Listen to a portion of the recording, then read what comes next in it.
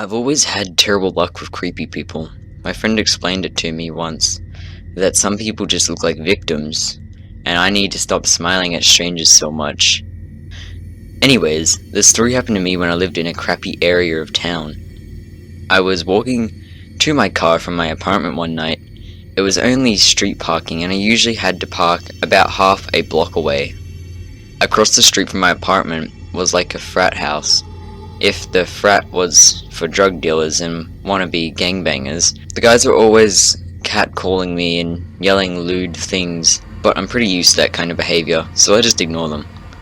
This night though, two of them were outside on my side of the street in deep discussion.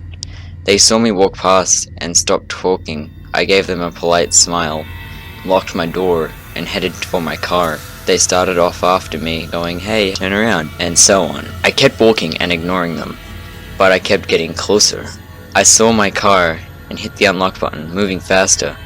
Opened my door and dove into the passenger seat, locking it as I went. The one guy started slapping his palm against Pasha's side window, while the other stepped in front of my car to block me from leaving. I yelled that I would call the police, and they just laughed. Then I added, "I'm your neighbor, you stupid motherfuckers. I know where you live." They quit laughing, and the guy at the window said real low, "They won't get here before we get in." I went cold. I know this is a very overused literally expression, but I mean it. I went cold. My brain shut down to survival mode, and I hopped into the driver's seat, turned on my car, and gunned the engine. I honestly don't know if I meant to run the guy in front of my car, or if my survival brain knew that the car was still in park, but I'm fairly sure that the guy pissed himself while leaping onto the sidewalk.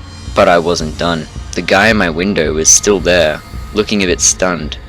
I rolled my window down just enough and told him, "I will hit you with my car." I reversed, swung my car to face him, and gunned the engine again. This time I was not in park. They both took off. I lived there for another year and never had problems with those two guys again. Hey everybody, thank you for watching that video. You're wondering why it's a little bit, well, I guess you could say not as good as what I try and normally put up, but that's because I've moved to a new setup and I'm still trying to get everything set up. But anyway, I hope that you enjoyed this video. I'm gonna give a thumbs up if you did. Subscribe to support this channel, and as always, thank you so much for watching.